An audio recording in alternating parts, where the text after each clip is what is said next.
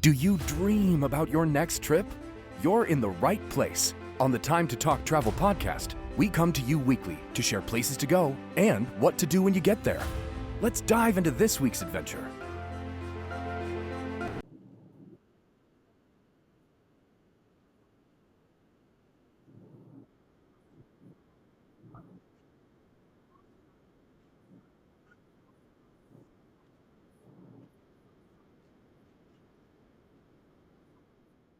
Oh, I'm also not very good at this, just for the record. I travel with a child who loves to post on Instagram, and the photos are everything. I feel like there are two very different camps. There are people who, no way I'm giving up my phone, whether they've got kids at home. For me, I have a mom whose health is dicey, and it would make me really nervous. I guess it depends on how the destination sets it up or the resort, because there are resorts that will take your phone when you check in and will reward you. They'll put it in there safe. And if you make it through that first 24 hours, you get a free dinner voucher. You make it through the next one, they've got an excursion for you the next day, kind of thing. So there's a reward system. But also, there are just some that where there are some retreats and hotels that people are specifically booking because the rule is it's totally unplugged. And it's a growing trend, according to a travel and leisure article I just read. Came out in March. Places are picking up on the trend and people are booking it.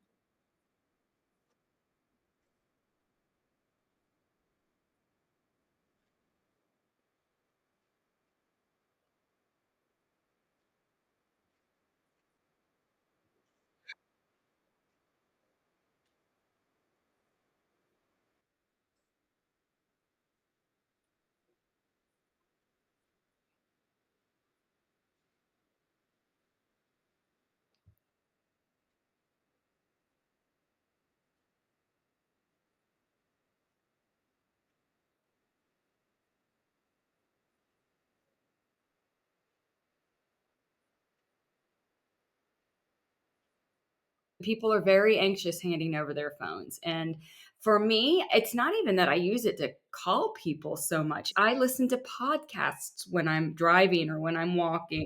And I guess it really is about disconnecting and getting lost in the place you are. Not literally lost, but because then you would want a phone.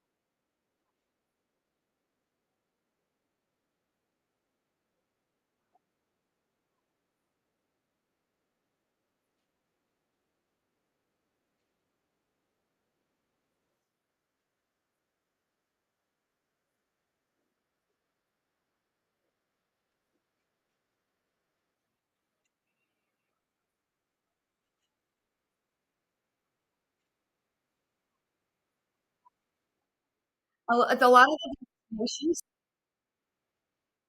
a lot of the destinations say that people who have done these weekend retreats or even just checked in for the hotel for the 3 days unplugged said that time seemed to stretch for them without their phones. The 3-day thing felt more like a 7-day thing where their body actually did relax and they didn't feel like they were on call the whole time they were there or and having to be alert. I was listening to a podcast yesterday where they had a sleep researcher and it somebody who had done a study with the phones and he said we are at a point in our lives we're training our mind that we need this constant information. It's almost in a casino where people sit down at the slot machines and they just get in a trance. When you get in the bed at night or you're sitting there on your phone and you're mindlessly scanning through everything, you're in a trance. There's a reason you just lost 2 hours. And he said it's added up to 15 to 20 years of our life. So think about if you're on your deathbed, are you gonna wish, "Oh, somebody hand me my phone. I need 10 more minutes of scanning," or "Put it down and let's do this face to face, eye to eye." It's a really interesting concept, and I love the idea of it for vacations. That said, I use my phone for photographs. I would miss having that, and they do allow digital cameras for what it's worth. Every single resort said that. They do still allow digital cameras. Do you guys wanna hear about the different brands that are doing this? Yeah, one is Eremito, which is in the hills of Umbria, Italy, has no Wi-Fi, does have a heated plunge pool, yoga classes, candlelit vegetarian meals. So they're offering something in exchange is essentially the argument. And then Rancho La Puerta in Baja California and Mirabal Resorts has 3 resorts in the US. They both discourage phones and laptops in the common areas where you go in a doctor's office and there's the sign, stay off your phones. People ignore it, but they do the same thing there and discourage. In the UK, Unplugged now has a network of 19 tech-free cabins within an hour or two of London or Manchester. And they said those are super popular with couples. These are people who've been in relationships for a decade and always had phones with them. So it's we really do need to talk to each other now. I think the company Getaway now offers something similar. It says hundreds of tiny home hideaways within a short drive of metro areas, but they say you really do have to just totally disconnect. It can't be half-assed. It can't be like I'll do it for the first half of the day sort of thing. To get the real effect, it really does have to be the entire time.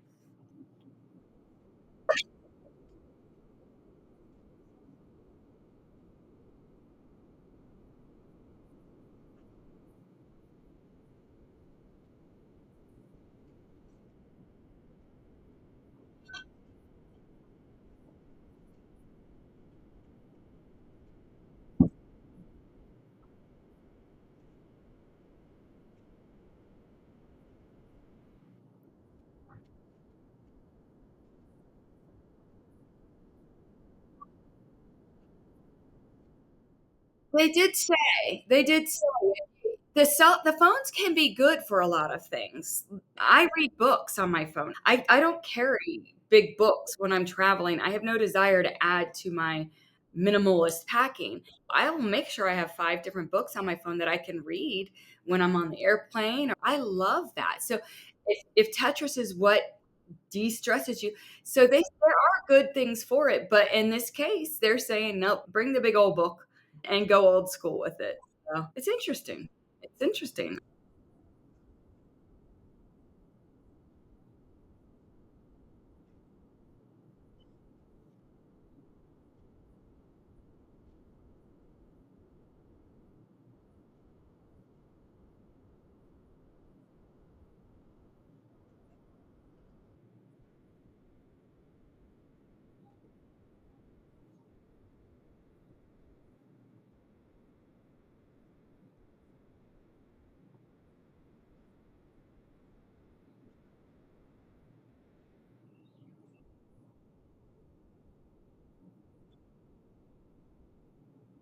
Mm.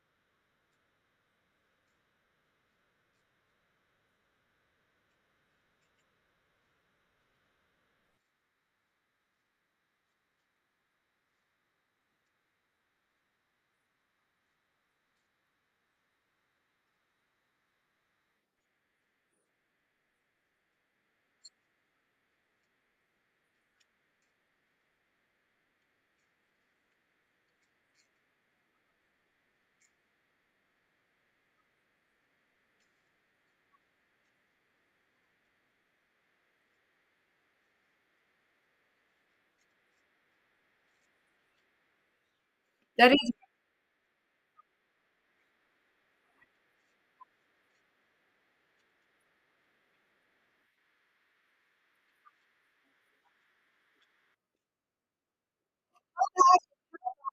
Yes, I do that when I go in a movie theater. When I go to watch a movie, I text my daughter and say, "I'm in the movie theater, not gonna be available for 2 hours." How sad is that, that I've gotten to that point?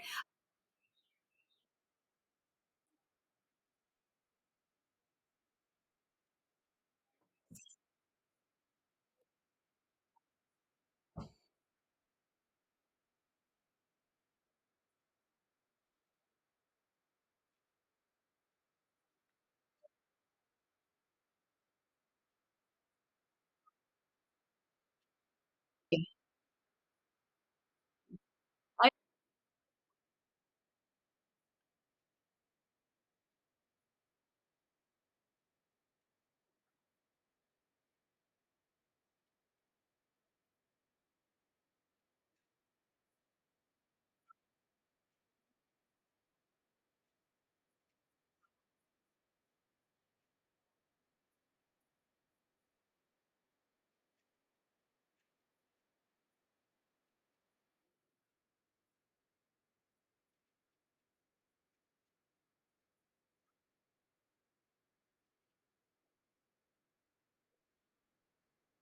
but now, what did they do 15 years ago? 15 years ago, we survived.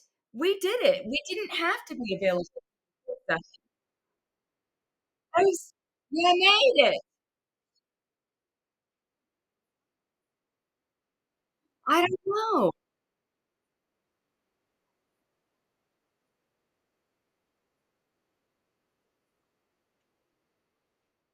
I take it you know this.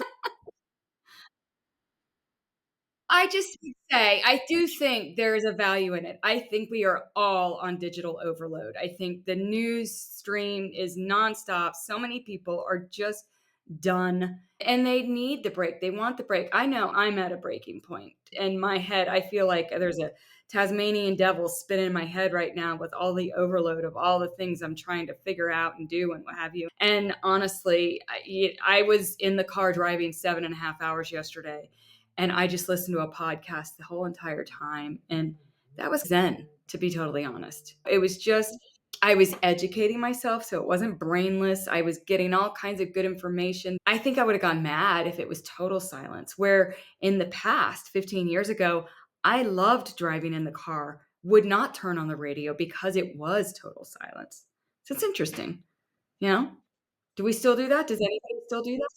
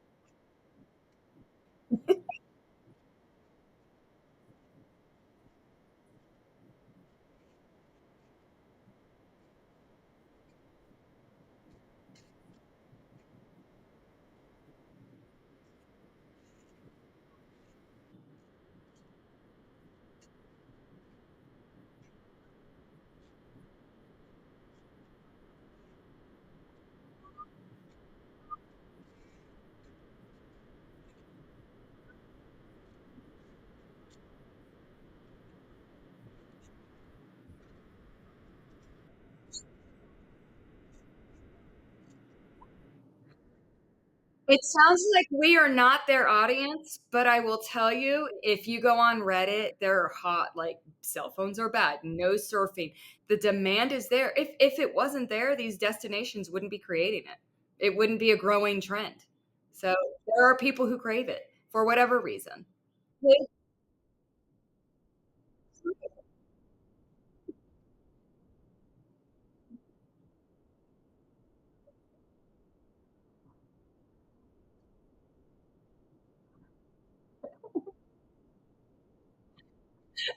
We know you are not their clientele, we got it.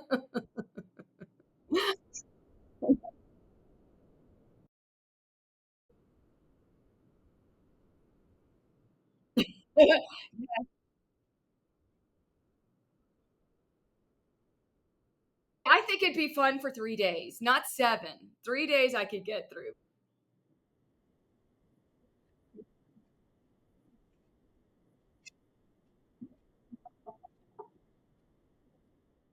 Well, and maybe that's how we need to frame this trip for you all, because you're right, you are super competitive.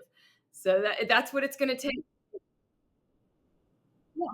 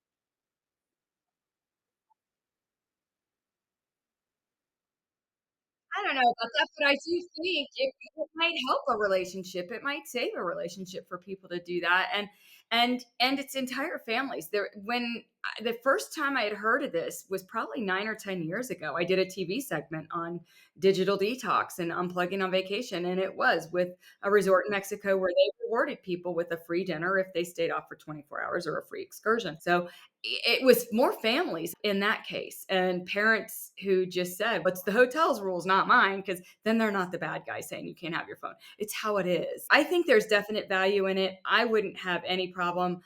I know, even last night, my boyfriend took me out for a celebratory dinner because I signed a deal for Dez's future.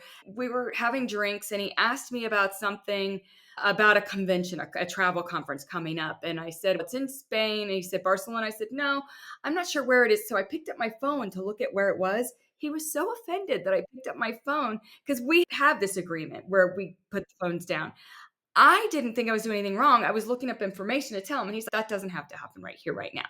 Sometimes it really does help to totally disconnect, and if that's what you have to do in order to make it happen and it saves a marriage, by all means go. Make it happen. Probably not. Probably if you're at that point, it's a little too far gone, but if you're right, if it's a workaholic or if it's a kid you just haven't been able to get off, they'll see, "I survived. I did make it 3 days." I think there's value.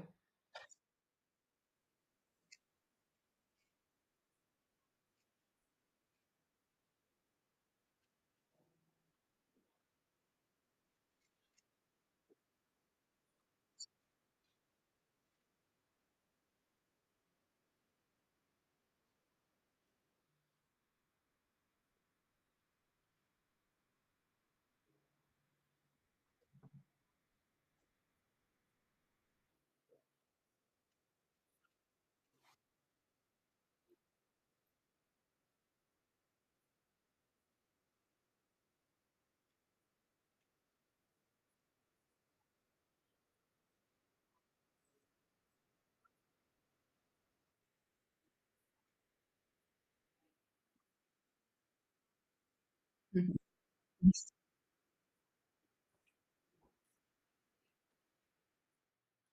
And that's good enough.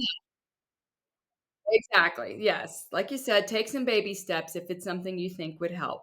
I think some people will embrace it, others self-police, as you said, and that's all good. To each his own. A lot of people don't wanna go hike Everest. There are options.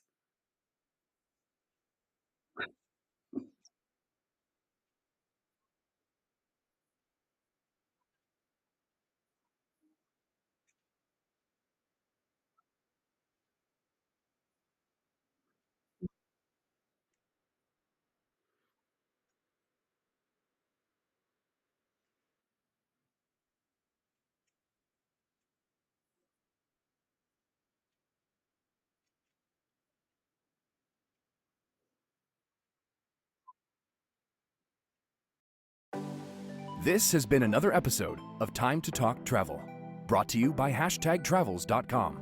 You can keep in touch with us between episodes by checking out our site, joining our newsletter, or connecting with us on social. We've always got the information you need in our episode notes. Until next time, happy travels, and thanks for being a part of our trip.